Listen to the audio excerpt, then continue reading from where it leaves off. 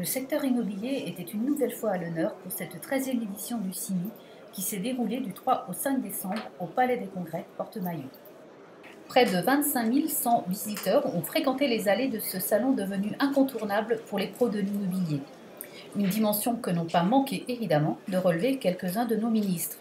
Ainsi, après la visite de Sylvia Pinel, ministre du Logement, de l'Égalité des Territoires et de la Ruralité, c'était au tour du Premier ministre, Manuel Valls, de revenir sur ces terres de l'Essonne pour une visite presque surprise sur le stand d'Evry Centre-Essonne. Mais ce CIMI aura aussi été marqué par des deals, dont nous vous reparlerons, par des signatures, comme celle de Grand Arenas, et par des conférences, comme celle animée par ImoWeek, avec 4 grands pros du secteur. En guise d'introduction, ce que je vous propose, c'est peut-être de commencer par, si je puis dire, replanter un peu le décor, et de façon plus large, ne pas perdre de vue que la notion de loyer, elle est fortement corrélée au sous-jacent qui est la situation économique.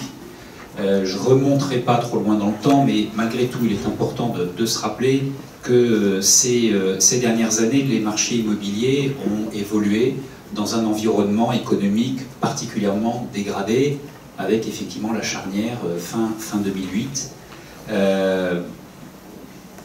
Les 5 années avant 2008, on avait une croissance économique en moyenne à 2,3%. Les 5 d'après, on est à 0,4% de croissance économique, ce qui d'ailleurs est le niveau attendu pour cette année. Donc on voit qu'effectivement, il y a eu une vraie rupture au niveau du sous-jacent économique.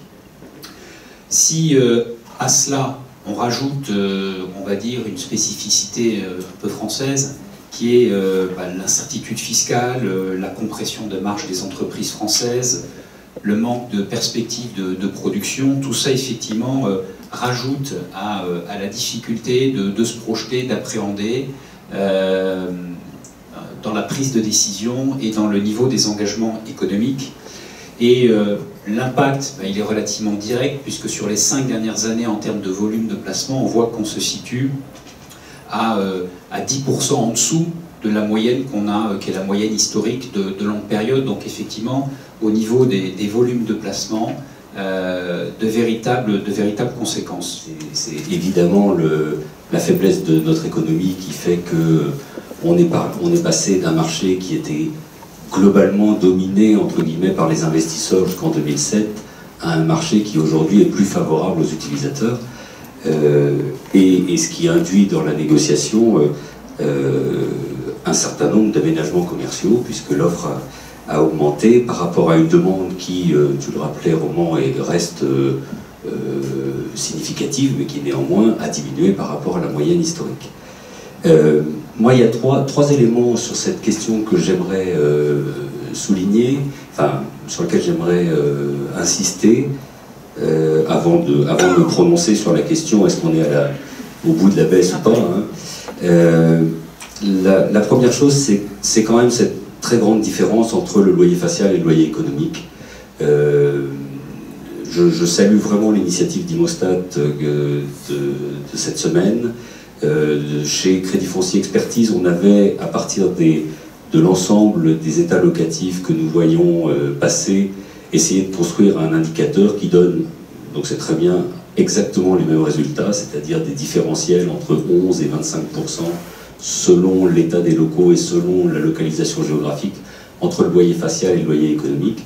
Mais on voit bien que si on rajoute cette différence aux moins 6% qu'on observe en moyenne sur le loyer facial, on a quand même eu depuis 5-6 ans une baisse de l'ordre de 15 à 20% des valeurs locatives. Moi j'ai l'impression qu'on est aujourd'hui dans un marché à 3 vitesses.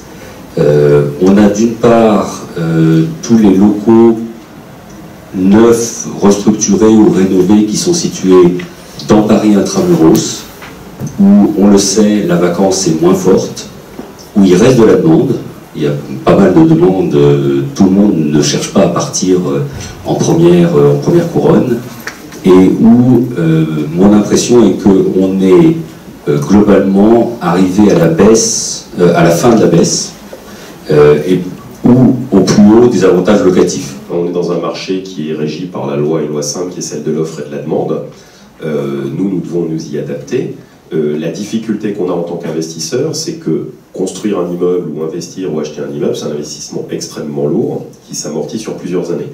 Donc comment on gère l'erraticité du marché avec notre problématique de rendement à long terme? Alors, il y a une première réponse qui est évidemment d'être très sélectif sur ces investissements, parce que comme le soulignait Christian, eh bien, dans une économie plus faible, les meilleurs immeubles tirent leur épingle du jeu. Ajouter à ça un deuxième phénomène en Ile-de-France, qui est que la taille du parc, les 54 millions, sont de notre point de vue suffisants aujourd'hui quand on regarde les perspectives de l'immobilier d'entreprise en Ile-de-France, pour plusieurs raisons. Un, une croissance faible, nulle ou faible. Deux, des immeubles neufs qui sont de plus en plus efficaces, donc on consomme moins de mètres carrés par personne. Et puis des modes de travail qui évoluent avec le desk sharing, le télétravail, voilà, toutes ces choses-là qui fait que, de notre point de vue, on n'a pas besoin de plus de mètres carrés, mais de meilleurs mètres carrés. L'enjeu, c'est évidemment la rénovation, la régénération du parc et la production d'immeubles neufs. Donc nous, ensuite, on a un problème qui est la loi sur les baux commerciaux. Pourquoi? Parce que on est dans un cadre réglementaire qui est extrêmement rigide. On peut difficilement... on n'a pas de liberté contractuelle, et si on comparait tout à l'heure, je ne sais plus qui parlait notamment des systèmes anglo-saxons, en fait, dans le monde anglo-saxon, oui, on affiche les baisses. Pourquoi? Parce que le jour où le marché se retourne, le propriétaire peut bénéficier quasi immédiatement de la réversion du marché, puisque, alors je ne sais plus si c'est 5 ans ou 6 ans, mais enfin, à des périodes données, tous les 5 ans, on se revoit, on se rencontre avec le propriétaire et le locataire, et on réajuste le loyer au marché. C'est une règle, on pourrait vivre avec. Le problème en France, c'est que si moi je fais un loyer facial très très bas aujourd'hui, sans mesure d'accompagnement, et que je signe un bail de 9 ans, ça veut dire que pendant 9 ans, mon locataire va bénéficier, lui, d'une rente de situation, il sera très content avec. A l'inverse, s'il a signé un loyer très cher, il pourra être mécontent parce qu'il ne profitera pas d'une baisse du marché. Donc aujourd'hui, la seule solution qu'on ait trouvée, c'est de mettre un loyer de marché, qu'on estime être le bon loyer, et puis de donner, finalement, de compenser en instantané par ces fameuses mesures d'accompagnement qui se traduisent soit par des travaux, soit par de la franchise, qui est un effort complémentaire qu'on fait. Voilà. BNP Paribas, c'est 2 millions de mètres carrés en France, sur le retail et le tertiaire. Sur ces 2 millions, il y a 1 150 000 qui sont en location, et plus de 57% du parc. Mais en site, ça fait 75%. On a un décalage. Tout ça pour 2500 bons environ, et 300 millions de loyers, dont plus de la moitié sur le tertiaire. En complément, on va de l'infiniment petit, un distributeur de billets à 20 mètres carrés et 8 000 euros, à du très grand 50 000 mètres carrés à 16 millions d'euros. Pour compléter, on a des propriétaires particuliers assez souvent, et aussi souvent client de la banque, ce qui arrange tout. Et on a la foncière côté qui est aussi parfois client de la banque. Et pour terminer l'exercice d'approche des loyers, dans le QCA, c'est 50% du parc à peu près tertiaire. Et c'est aussi 50% du parc qui est dans un état tout à fait relatif. Alors, fixer une tendance d'évolution des loyers avec tous ces paramètres conjugués, c'est pas forcément très simple. Ce qui est sûr, c'est que oui, il y a une baisse des loyers, puisque quand on reprend une étude de BNP Real Estate, en loyer économique déflaté, moyenne Île-de-France, 1990, on était à 500 euros. En 2003, on est à 303 euros. On ne peut pas contester la baisse des loyers. En parallèle, on peut regarder aussi dans cette même étude les loyers du neuf sur les 12 derniers mois à Paris. Et on voit que selon les secteurs, c'est flat, comme le QCA étoile. Ça baisse sur d'autres arrondissements.